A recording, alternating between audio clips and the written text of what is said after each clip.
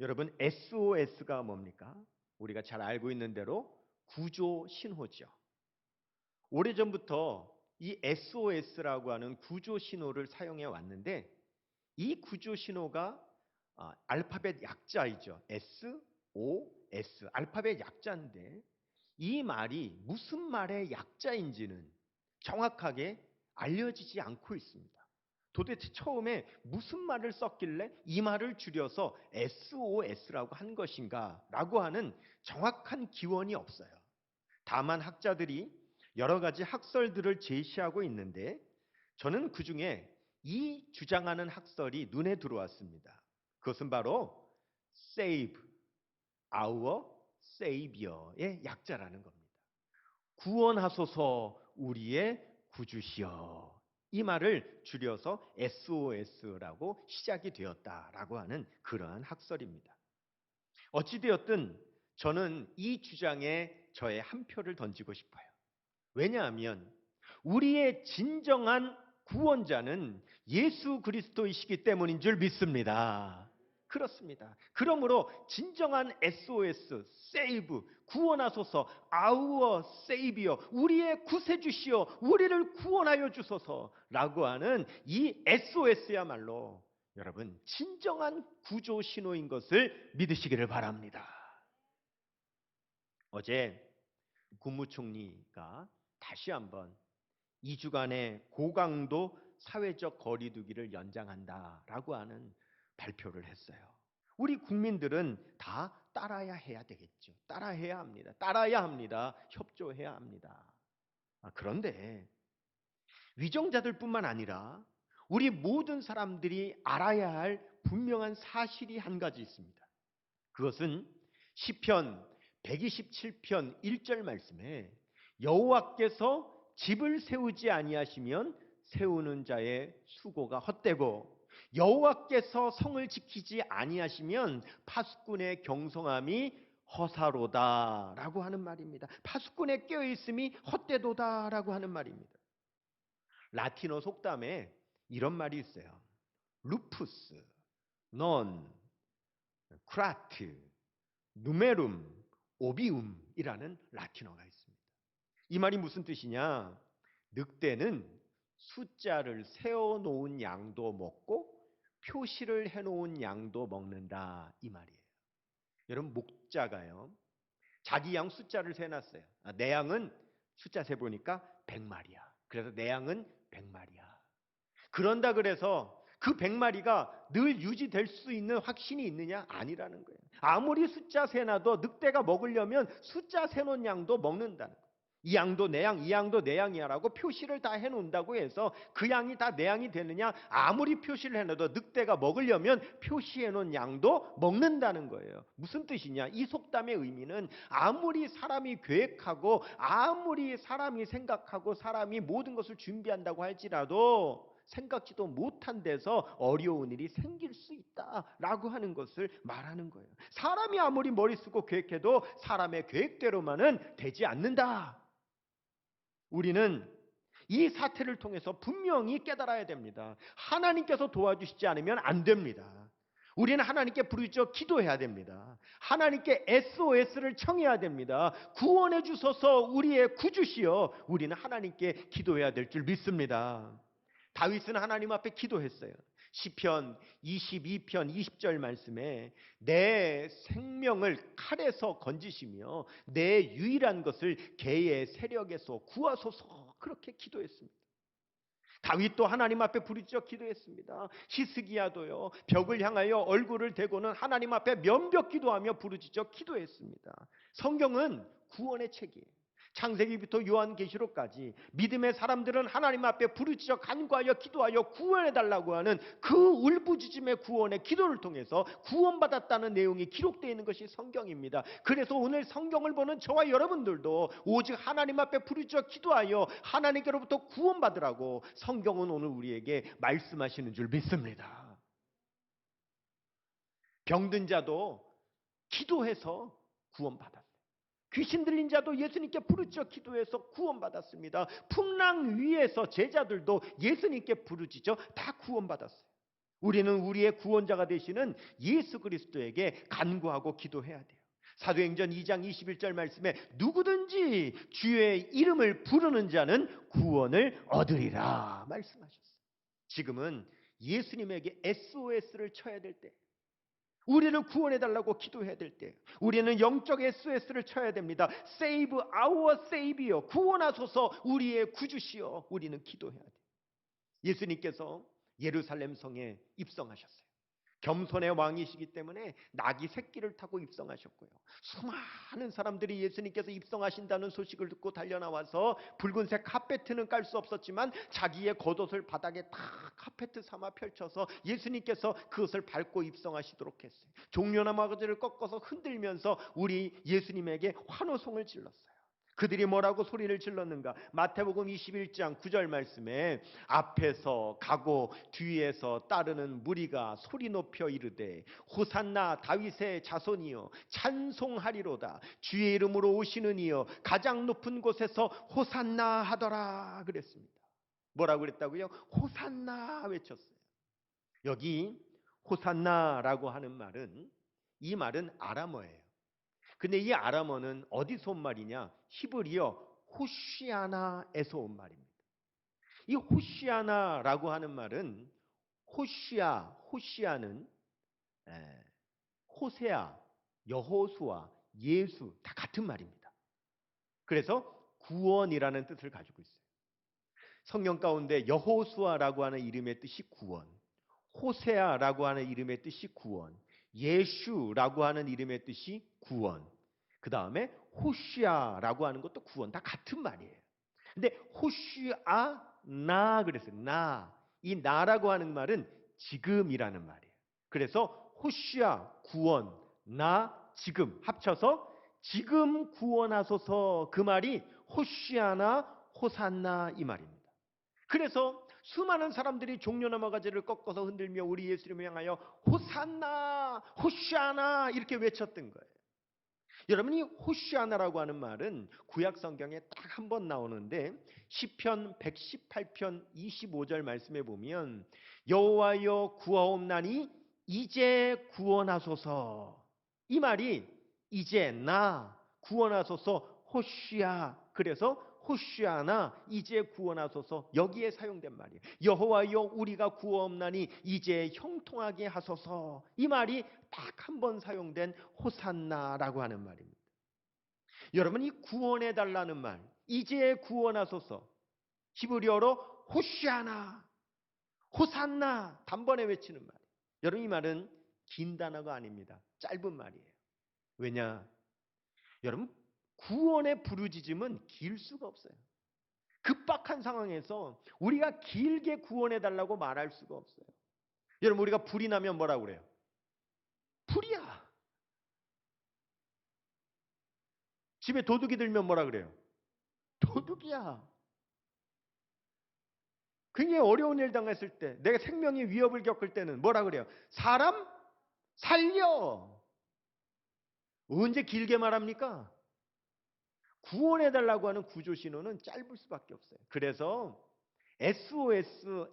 SOS라고 하는 약자를 쓴 것도 길게 말할 수가 없기 때문에 우리가 하나님 앞에 늘 길게만 기도할 수가 없어요.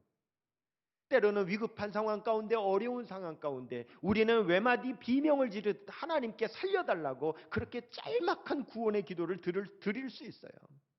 짧게 외마디로 기도하는 이 위급한 상황에서의 기도를 중세 기독교 영성가들은 이름 붙이기를 화살기도다, 이렇게 이름을 붙였어요. 짧게 빠르게 날아가는 기도다 그래서 화살기도라 그랬어요. 이 호산나는요, 호시아나는 화살기도예요. 급박한 상황 가운데, 위기 상황 가운데 우리 하나님께 짧게 부르짖는 그런 화살기도죠. 하나님께서는 우리의 기도가 길어야만 들으시는 분이 아닙니다. 급박한 상황 가운데서도 외치는 외마디의 화살기도에도 우리 하나님은 신실하게 응답하시는 주님인 걸 믿으시길 바랍니다. 응답하세요. 예수님께서 여리고성을 지나가실 때, 예수님께서 지금 내 앞을 지나가신다는 것을 눈으로는 볼 수 없었지만 귀로는 들을 수 있었던 한 맹인이 있었어요. 그는 바디메오였어요. 바디메오는 예수님께서 자기 앞을 지나가신다는 소리를 듣고는 부르짖었어요. 누가복음 18장 38절 말씀에 맹인이 외쳐 이르되 다윗의 자손 예수여 나를 불쌍히 여기소서 하거늘 그렇게 외쳤어요. 외마디 비명을 지르듯 다윗의 자손 예수여 나를 불쌍히 여기소서 예수님을 향하여 소리를 질렀어요. 그때에 예수님 주변에 있던 많은 사람들이 그 소경 거지 바디메오에게 조용히 하라고 떠들지 말라고 꾸짖었어요. 누가복음 18장 39절 말씀에 앞서가는 자들이 그를 꾸짖어 잠잠하라 하되 그럴 때에 바디메오가 가만히 있었나요? 아니요. 그가 더욱 크게 소리질러 다윗의 자손이여 나를 불쌍히 여기소서 하는지라 그랬어요. 멈추지 않았습니다. 잠잠하라고 꾸짖는 사람들의 그 소리에 멈추지 않았습니다. 왜지요? 절박하기 때문에 그래요. 여러분, 누가 꾸짖는다고 멈추면 그 사람 절박한 사람 아닙니다. 정말 절박하다면 누가 꾸짖든 누가 말리든 상관없습니다. 나는 응답 받을 때까지 계속 부르짖어야 되는 줄 믿습니다. 지금 예수님께서 여리고를 지나가시면 다시는 여리고에 못 오세요. 안 오세요. 왜? 이 여리고를 지나가시고는 예루살렘에 입성하시고 십자가 못 박혀 죽으시는 거거든요. 물론 몰랐겠죠. 바디메오는 몰랐어요. 이게 마지막 기회라는 거 몰랐어요. 하지만 바디메오는 알았던 몰랐던 간에 지금이 마지막인 것처럼 부르짖었어요. 누가 말린다 그래서 거기에 굴하지 않았어요. 계속 부르짖었어요. 그는 마지막인 줄 몰랐지만 어떻게 기도한 거예요? 마지막인 것처럼 기도했어요. 여러분, 우리의 절박한 기도가 어떤 기도가 돼야 되느냐? 마지막인지 아닌지는 몰라도 마지막인 것처럼 기도하는 기도가 우리의 기도가 돼야 될 줄 믿습니다. 하나님 앞에 그렇게 기도해야 돼요. 누가복음 18장 40절에서 43절 보시면 예수님께서 그 바디메오의 그 기도 소리를 들으셨어요. 예수께서 머물러 서서 명하여 데려오라 하셨더니 그가 가까이 오매 물어 이르시되 내게 무엇을 하여 주기를 원하느냐 이르되 주여 보기를 원하나이다. 예수께서 그에게 이르시되 보라 내 믿음이 너를 구원하였느니라 하시매 곧 보게 되어 하나님께 영광을 돌리며 예수를 따르니 백성이 다 이를 보고 하나님을 찬양하니라 그랬어요. 바디메오의 그 절박한 부르짖음에 예수님께서 그를 구원해 주셨어요. 우리도 지금이 마지막인 것처럼 절박하게 하나님 앞에 호산나 우리를 지금 구원해 달라고 우리가 부르짖어 기도해야 되는 줄 믿습니다. 절박한 이 간절한 화살 기도의 부르짖음 하나님께서는 응답하세요. 시편 50편 15절 말씀에 환난 날에 나를 부르라 내가 너를 건지리니 네가 나를 영화롭게 하리로다 말씀하셨어요. 이스라엘 백성들이 예루살렘으로 입성하시는 예수님을 향하여서 호산나 부르짖었죠. 그런데 여기서 우리가 한 가지만 생각해 볼게요. 호산나가 무슨 뜻이에요? 지금 구원하소서 이런 말이잖아요.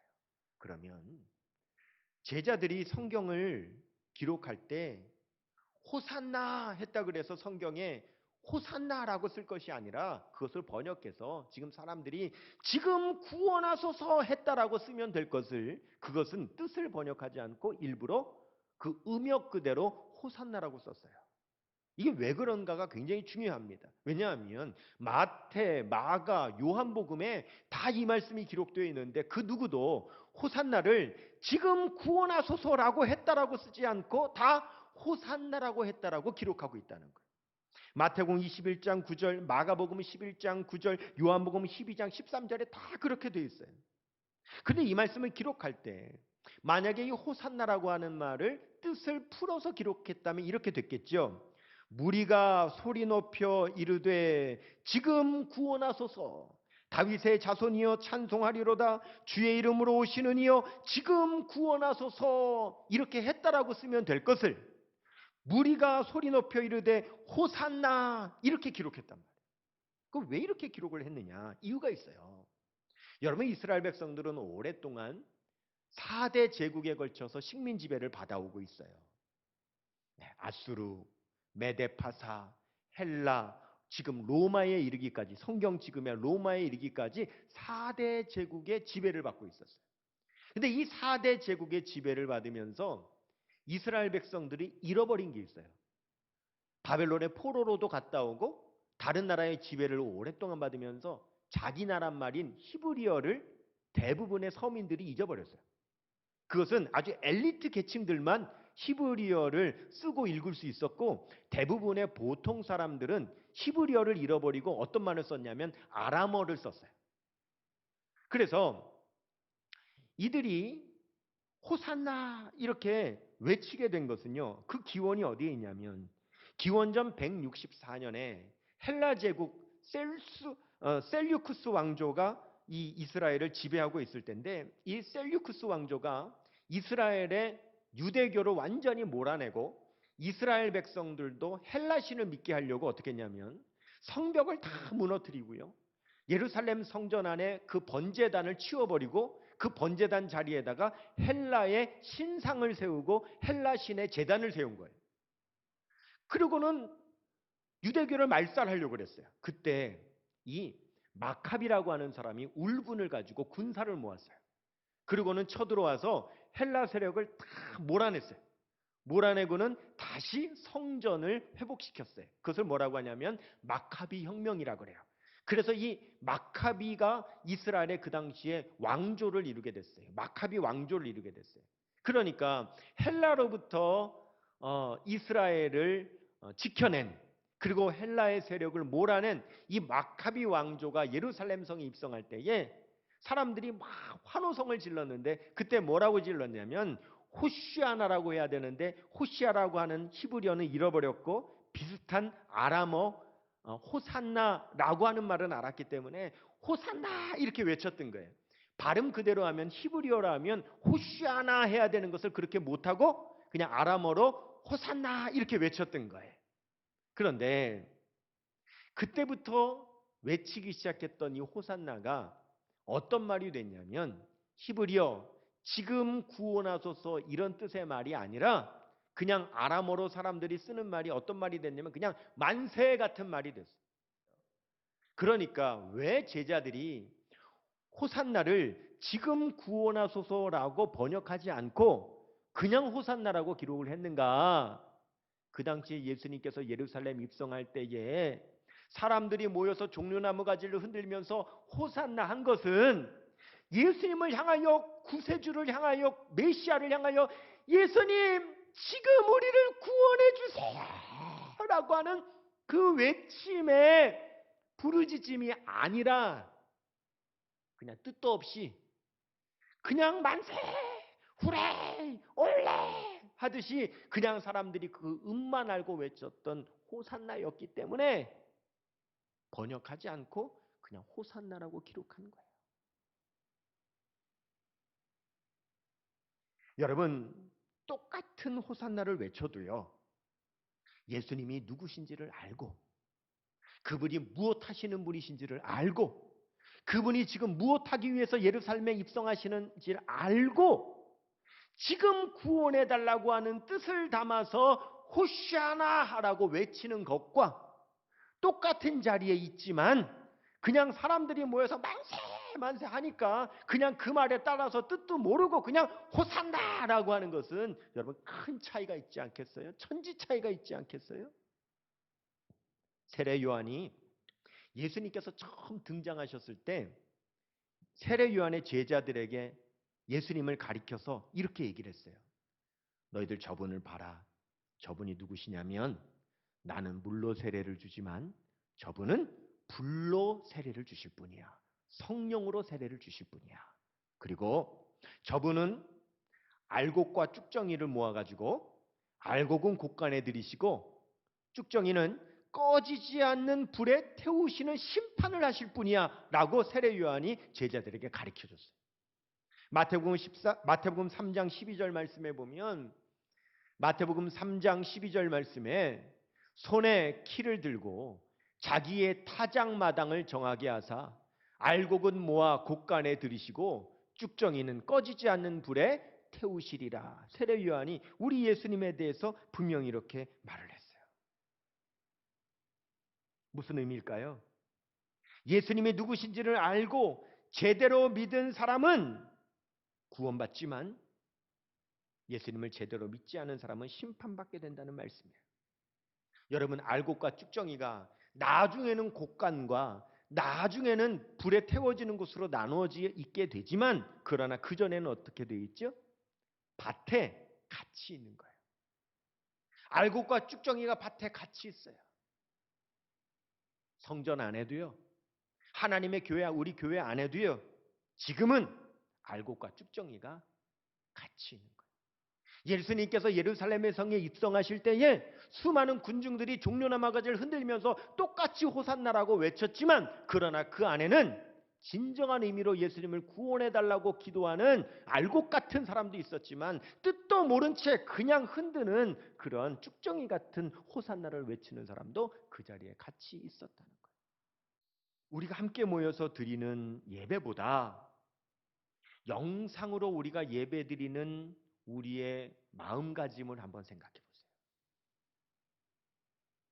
우리가 함께 모여서 예배 드릴 때에 경험하는 성령의 그 임재하심, 그리고 내 전후 좌우에서 함께 예배드리는 성도들의 그 간절함과 그 부르짖음과 그 눈물과 그것이 나에게도 느껴지면서 나도 함께 뜨거워지는 그러한 우리가 신령과 진정으로 드리는 그 예배의 감동이 사실은 영상으로 예배 드릴 때는 분명히 제약이 있어요. 우리가 영상으로 예배 드릴 때도 우리가 볼 수가 없잖아요. 누구만 알아요? 나 자신만 알아요. 예배 시간이 되었어요. 영상으로 예배 시간이 되어서 우리가 TV 앞에 앉든 컴퓨터 모니터 앞에 앉든 작은 스마트폰을 열어놓았든 우리가 예배 드릴 때 그 자리에서 나는 지금 영과 진리로 예배한다. 성령께서 지금 나와 함께 하시고 나에게 임재하셔서 우리의 예배를 받으신다라고 하는 간절한 마음으로 화면에서 찬양이 나올 때 같이 찬양하고 화면에서 기도할 때 같이 기도하면서 그렇게 간절히 예배드리는 성도도 있었겠죠. 예수님께서 예루살렘성 입성하실 때 주여 구원하소서라고 하는 마음으로 호시아나라고 외쳤던 사람처럼 그렇게 하는 분도 있었겠지만, 안 드릴 수는 없어서 예배를 드리지만 혹시 그냥 TV 화면을 보듯 뉴스나 드라마나 다른 프로그램을 보는 것과 다를 바 없는 자세와 마음으로 그 화면을 보고 계셨을 수도 있잖아요. 똑같은 자리에서 똑같은 호산나를 외치지만 분명히 기도하는 마음으로 호산나를 외친 것과 그냥 환호성을 지르는 호산나는 분명히 달랐던 것처럼, 코로나 앞에 우리는 예수님을 향하여 얼마나 진정한 호시아나 지금 구원하소서를 외치고 있는가 우리 자신에게 물어볼 수 있다는 것이죠. 종료주의를 맞이하여 우리 오늘 함께 예배드린 이 자리에 계신 우리 모든 성도님들, 이 자리가 성전의 자리가 되었든 영상의 자리가 되었든 어디에 있든지 간에 지금 저의 이 말씀을 듣는 지금 모든 성도님들은 그 마음 가운데 우리 주님을 향하여 진정한 호시아나를 부르짖는 그러한 주의 백성들 다 되시기를 주님의 이름으로 축원합니다.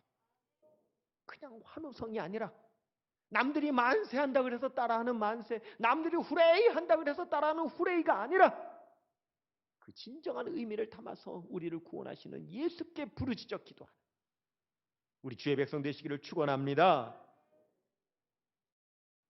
우리는 아직 모여서 마음껏 부르짖지 못해요. 하늘 향하여 찢어지듯 주여 소리 외치지를 못해요. 큰 소리로 찬양을 부르지도 못해요. 마스크를 쓴 채 숨죽여야 하고 심지어는 기침 소리 하나도 마음껏 낼 수 없는 그런 우리가 지금 어려운 가운데 있습니다. 그러나 우리의 영혼은 구원자 예수 그리스도를 향하여 지금 우리를 구원해달라고 간절히 부르짖어 기도하는 우리 사랑하는 주의 백성들, 그 고난주간 기도로 승리하는 한 주간 되어주시기를 주님의 이름으로 축원합니다. 생명의